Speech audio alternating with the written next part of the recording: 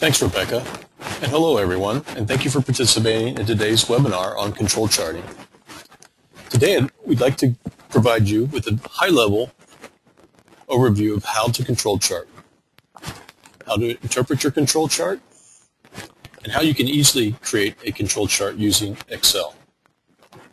Let's start basically with what's the definition of a control chart. In simple terms, I look at a control chart as a run chart. Run chart being data that is plotted in sequential order or time-based order. The difference is control chart will actually have parameters set around that run chart. And what you're looking for is what are the control limits? Is your process within your control limits? Are there special causes that can be identified within your control chart? So again, the basic definition of a control chart is being able to determine whether your process is in control or out of control. It identifies variations in your process. And again, it's a run chart that basically has statistical parameters set around it.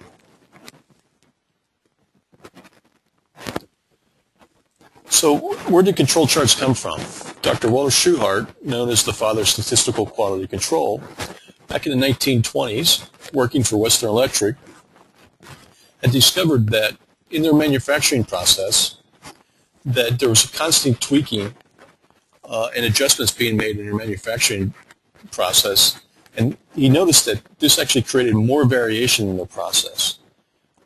It increased the variation and actually degraded the quality of the products that they were producing. So to combat this, he developed the control chart methodology. And this allowed the operations and the process folks to determine, as they were tracking the results and the quality of the product, that as long as it's within the control limits, they did not have to constantly make adjustments. However, they could also look at variation and eventually be able to shift, what I would call shift the mean and shift the control limits.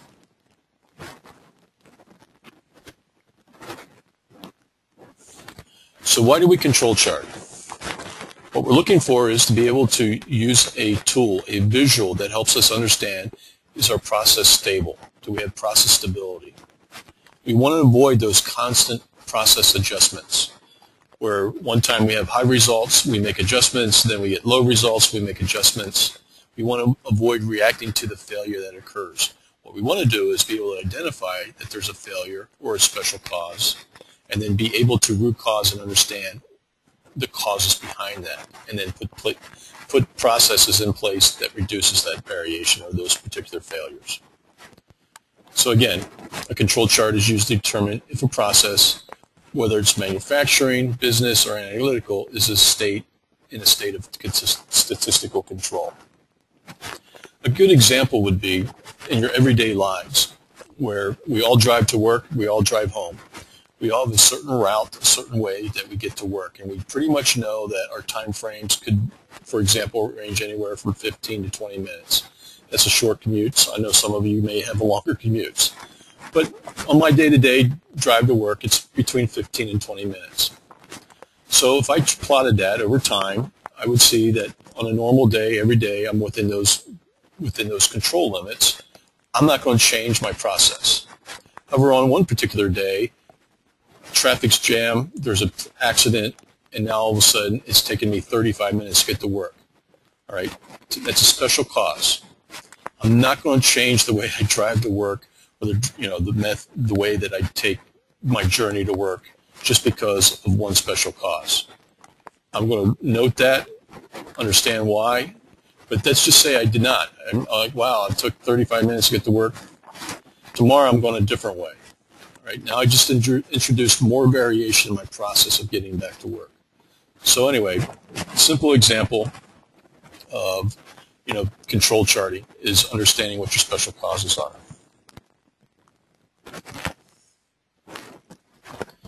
The key takeaway, one of the important things to understand is variation is really the enemy of quality. And what we mean by this is that there's variation that's built into every process. It could be temperature, it could be analysts, it could be equipment, it could be your starting materials, it could be your raw materials, it could be your CRMs. All this introduces variation into your process, and ideally from control charting it, you should be able to look at those variations. As long as they're all within your control limits, there really is no need to change, but there will be special causes that you'll need to investigate. And eventually, over time, what you want to do is you want to reduce that variation, and you basically, as I stated earlier, you want to be able to shift your mean. You want to be able to shift your control charts, your upper and lower control limits, make them tighter. This is what we would call process improvement, reducing the variation in my process.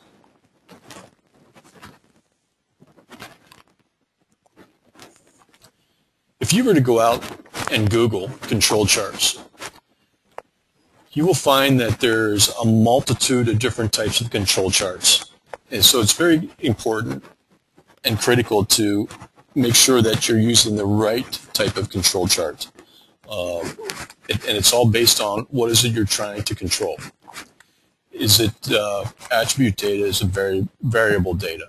So you can see from this slide that this is just a snapshot of the different types of control charts that are out there. For simplicity's sake, and to keep things simple, we're just going to focus on what we call the individuals chart or the eye chart. And so we're going to demonstrate using Excel an individuals chart. An individuals chart is basically saying we're taking individual data points, we're tracking them over a period of time, again in some type of sequential order. And we're going to plot that, determine what our control limits are, and then look for variations in our process and special causes.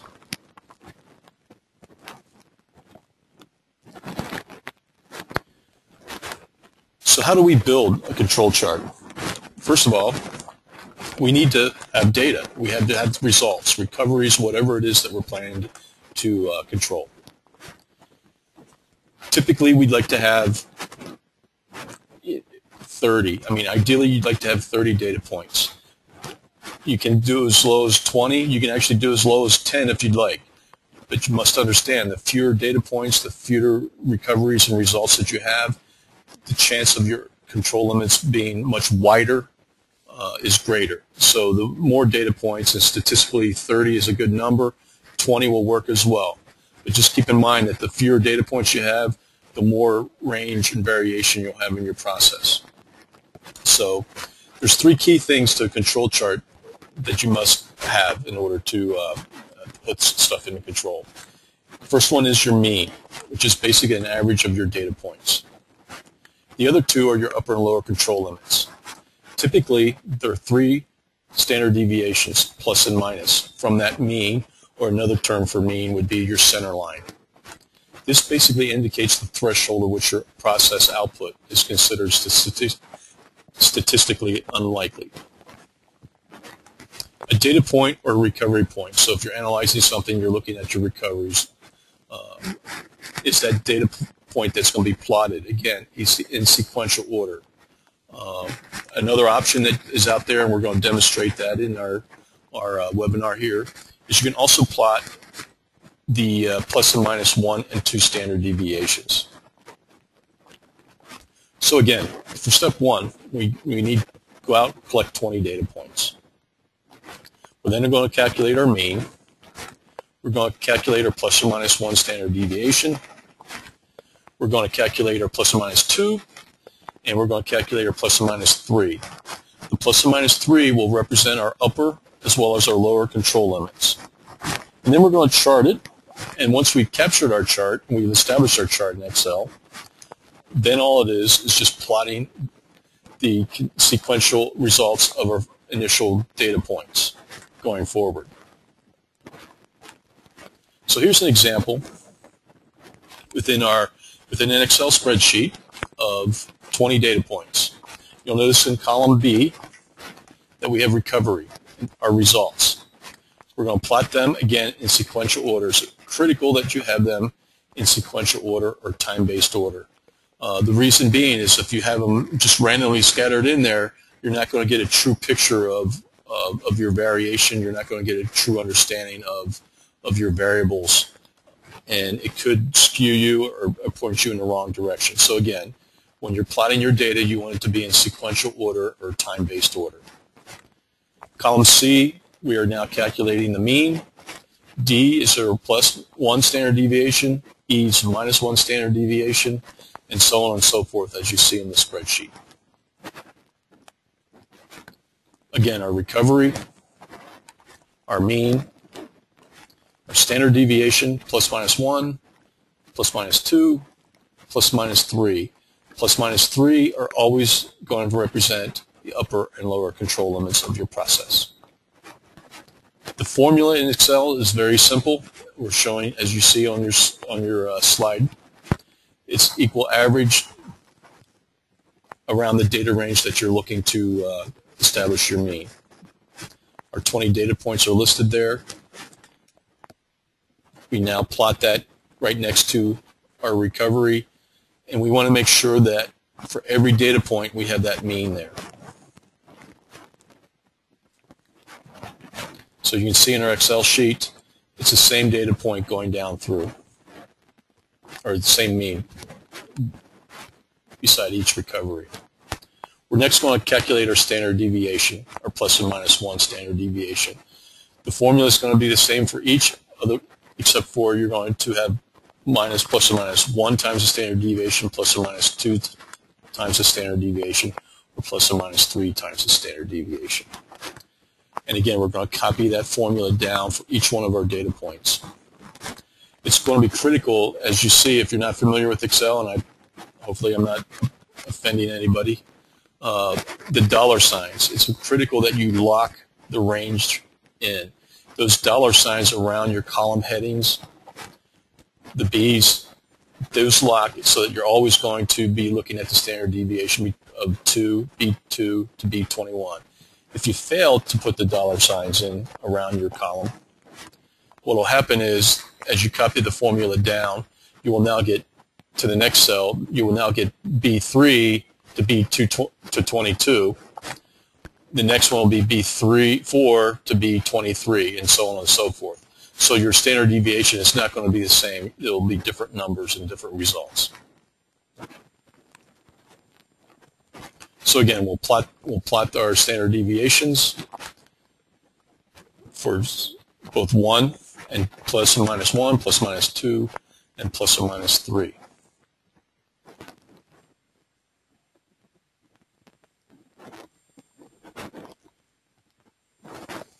Now you can see that's what's populated our data.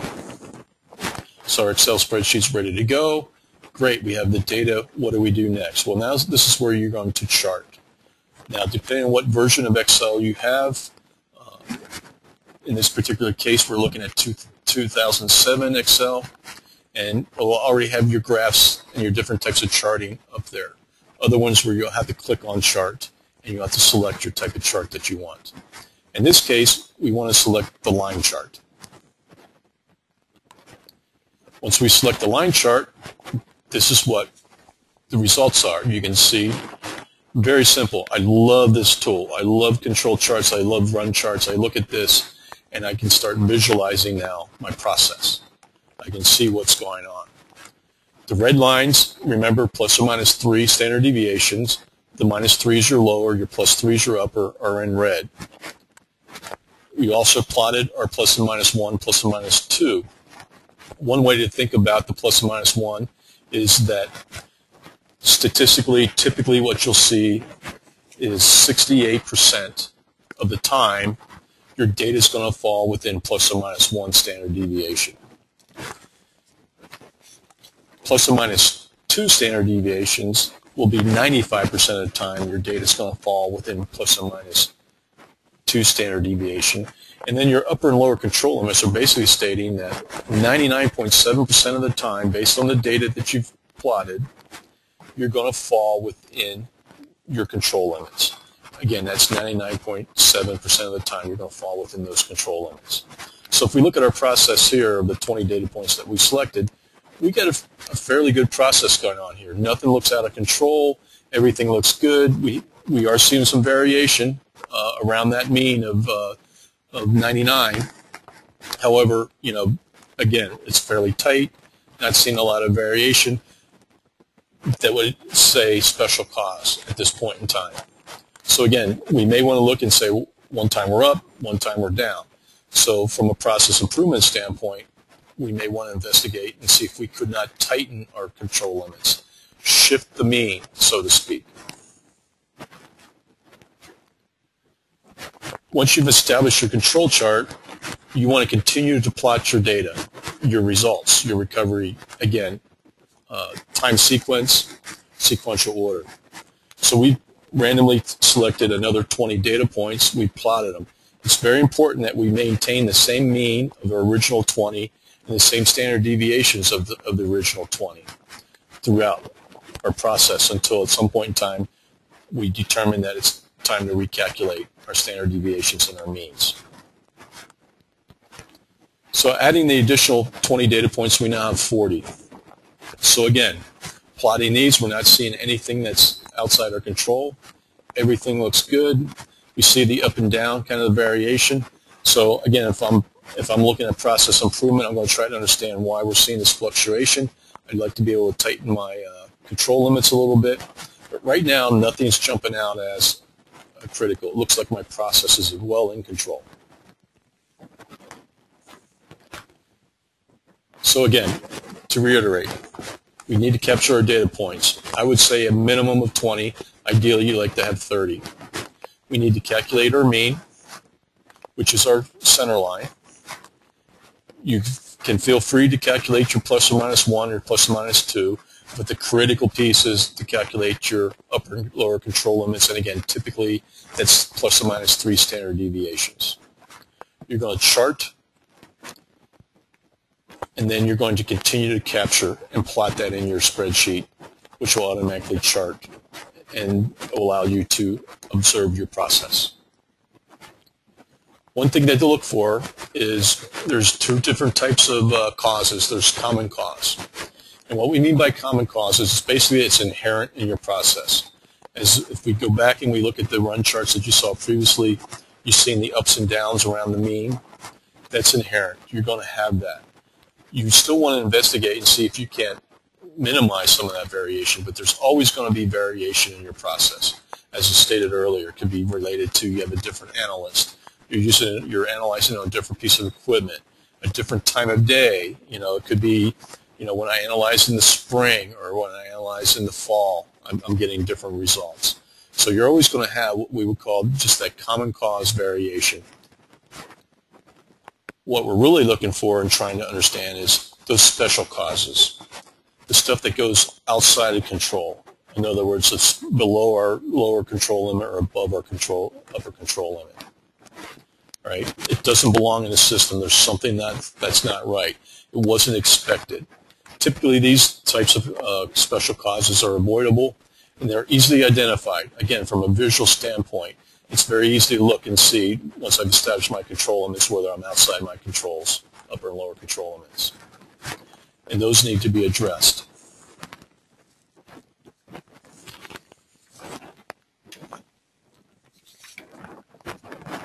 So, actionable data.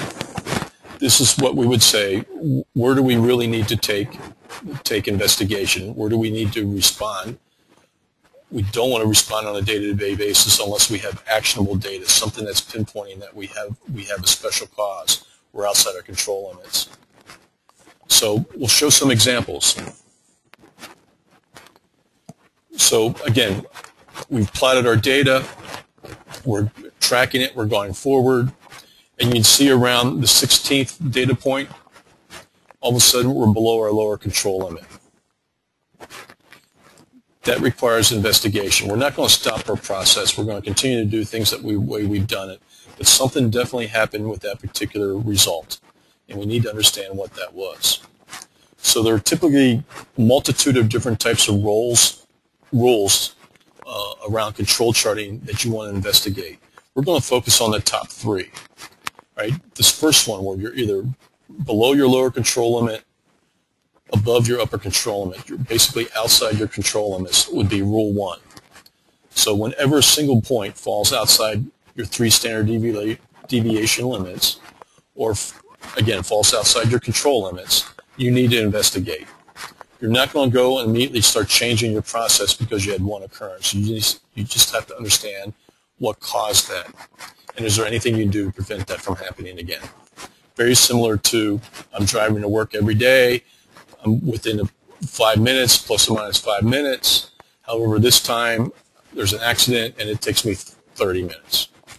I'm not going to change the way I go to work, but I am going to note it as a special cause.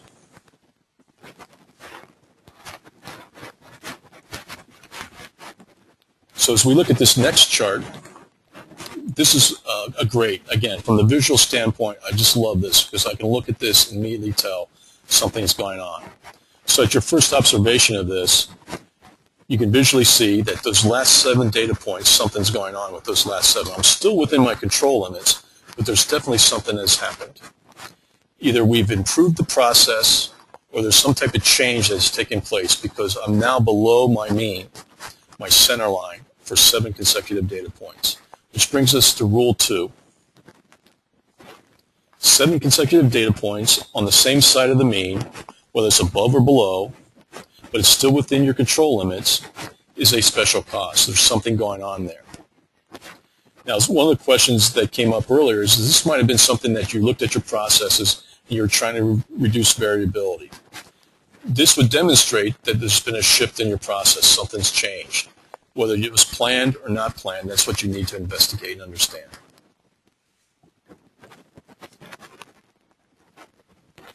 Again, from a visual standpoint, I love it. I just love these visuals because you now plot it. If you just look at data on a piece of paper, a chart and a graph controlled chart, visually you can just start looking at things, and as you get better at it and better at it, you are able to pick a number of things up.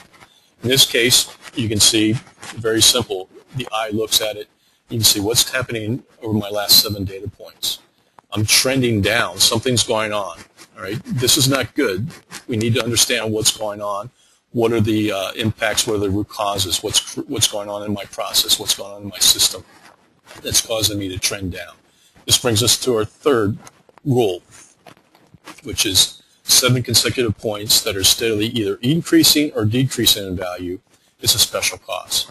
And we need to investigate that. Even though it's still within our control limits, there's a trend that's going on.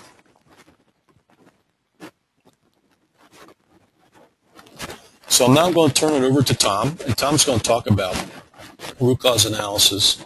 He's going to talk about how you can use your control charts to improve your processes. Thank you very much.